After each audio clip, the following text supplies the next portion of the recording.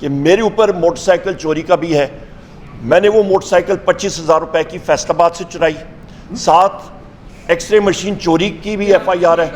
جی یہ میں آپ کو بتا رہا ہوں, ابھی نہیں, سنتے جائیں. میں نے مطلب 25,000 کی موٹر سائیکل, الزام جو ہے 25,000 روپے کی موٹر سائیکل اس چوری کی, اس کے اوپر ایکس رے مشین چوری کر کے وہ لاد کے رستے میں 5-6 قتل کرتے ہوئے, آپ کا اللہ بھلا کرے, بم بلاسٹ کرتے ہوئے, پھر 4-5 لوگوں کو اغوا کرتے ہوئے, جن کو اسی موٹر سائیکل پہ بٹھا کے ڈبل سواری کرتا ہوا میں جناب فیصل آباد سے لاہور سے اپنا میاں والی سے سرگودا سے گجرات سے گجرانوالا سے میں جناب ٹیکسلا سے پھر جناب والا پنڈی میں نے 16 وارداتیں مزید کی. ادھر سے اڑتا ہوا میں ہری پور گیا, وہاں سے کرتا ہوا جناب والا مجھے بتا دیں یہ تشتری تھی یا یہ موٹر سائیکل تھا. سیم ڈے اور مزے کی بات یہ اسی وقت ایک ٹائم بھی اور دن بھی اور وقت بھی ایک.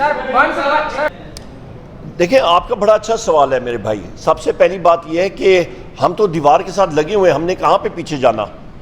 مطلب ایک جگہ پہ آپ ایک دفتر کا افتتاح جب چادر اور چاردیواری کے اندر آپ وہ نہیں کر سکتے ہیں, کھانے کا اہتمام ہوا وہ اٹھا کے پولیس لے جائیں اور خود اس کو چوری سے, وہ پھر آپ ان کے لیے تو حرام کا کھانا ہو گیا نا, وہ تو انہوں نے ہڑپ کر گئے. اچھا اس کے بعد پھر توڑ پھوڑ کرنی, پولیس گردی کرنی, ہمارے ساتھیوں کو زد و کوب کرنا. یہ ملک تیمور صاحب یہاں پہ موجود ہیں, ادھر ان کے اوپر دہشت گردی کرنی. آپ شعیب شاہین صاحب کے اوپر, ہمارے بیرسٹر گوہر صاحب کے اوپر آپ نے خود بتایا, ابھی یہاں پہ جماعت اسلامی کے اوپر ہو رہی ہے. ہر جگہ جب آپ چلے جائیں تو پھر وہ ذمہ داری کس کی؟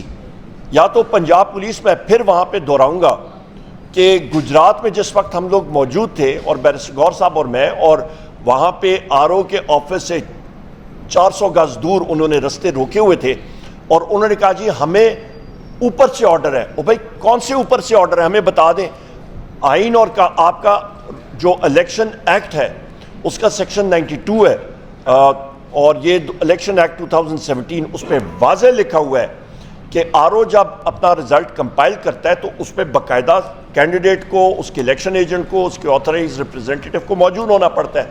اور وہ کہتے ہیں جی ہم لوگ نہیں کر سکتے. جب آپ کے میڈیا کے ساتھیوں کو وہاں پہ اٹھا کے چاروں کو اریسٹ کیا اور تشدد کا نشانہ بنایا, اور ہم نے پوچھا کہ یہ پنجاب پولیس کیا کر رہی ہے, انہوں نے کہا جی یہ خفیہ ایجنسیوں کے ایجنٹ ہیں جنہوں نے پنجاب پولیس کی وردی پہنی ہوئی ہے. تو پھر آپ کیا توقع کر سکتے ہیں؟ مطلب جب ججز کہتے ہیں کہ خفیہ ایجنسی کے لوگ ہیں اور انہوں نے نام لکھ کے دیا, نہ یہ آپ کہہ رہے ہیں نہ میں کہہ رہا ہوں, یہ تو تحریری طور پہ ججز نے لکھا ہوا ہے. آپ جا کے اللہ بھلا کرے آروز کا خط دیکھیں, آپ کا وہاں پہ انہوں نے لکھا ہوا ہے کہ جی آئی ایس آئی کے ایجنٹ نے ہمیں زد و کوب کیا. تو پھر پیچھے کیا چیز رہ جاتی ہے؟ تو لہٰذا اس طرح کا ماحول یا ملک میں آپ نے سرمایہ کاری یا خوشحالی لانی ہے تو یہ ماحول ختم کریں اور جمہوری عمل پہ آئیں, اور جس کی ہم لوگ شدید الفاظ میں مذمت کرتے ہیں. اس وقت آپ یہ دیکھیں کہ جس طرح ہم لوگ بات کر رہے ہیں تو ایک جماعت اسلامی کا ایک جلسہ ہو رہا ہے ڈی چوک پہ, وہاں پہ بھی اس وقت لاٹھی چارج جاری ہے اور خواتین کو اور مردوں کو وہاں سے اٹھایا جا رہا ہے, اور اس کی بھی ہم لوگ شدید الفاظ میں مذمت کر رہے ہیں. خواتین حضرات, کل 9 مئی کا دن تھا. کل پورے پاکستان میں پاکستان تحریک انصاف کے ریلیز اور جلسے تھے. پنجاب میں جو دہشت گردی میں کہتا ہوں پنجاب پولیس نے برپا کی, یہاں پہ یہ نعیم پنجوتا صاحب موجود ہیں, یہاں پہ شعیب شاہین صاحب موجود ہیں, ہمارے اپنے چیئرمین بیرسٹر گوہر صاحب کو اسلام آباد پولیس نے اریسٹ کرنے کی کوشش کی, وہ تو عوام نے ان کو بچایا.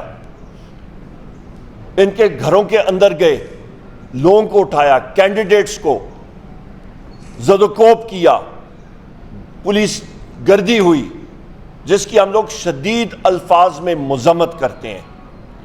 اور یہ اس چیز کی علامت ہے کہ جو فاشسٹ سٹیٹ ہے مسلم لیگ نون کی, چاہے وہ مرکزی حکومت میں ہو, چاہے وہ صوبے میں ہو, چاہے وہ شہباز شریف کی حکومت ہو, چاہے وہ مریم نواز کی حکومت ہو, یہ دونوں حکومتیں خواتین و حضرات فارم 47 کی بیساکھیوں پہ بنی ہوئی ہیں، اور یہ پاکستان تحریک انصاف کا چرایا ہوا مینڈیٹ ان کے سامنے صرف ایک ہی طرح کا کار ہے، اس کا دفاع کرنا ہے، اور وہ ہے عوام کو زد و کوب کرنا، ہراساں کرنا، دہشت گردی سے اور خوف سے۔ اس کی ہم لوگ شدید الفاظ میں مذمت کرتے ہیں۔ یہ بھی صرف کافی نہیں، بلکہ آپ یہ دیکھیں خواتین و حضرات کہ 9 مئی وہ دن تھا جس دن پاکستان تحریک انصاف کے 15 لوگوں کو شہید کیا گیا، اور میں ان کے نام پڑھ کے سنا دیتا ہوں۔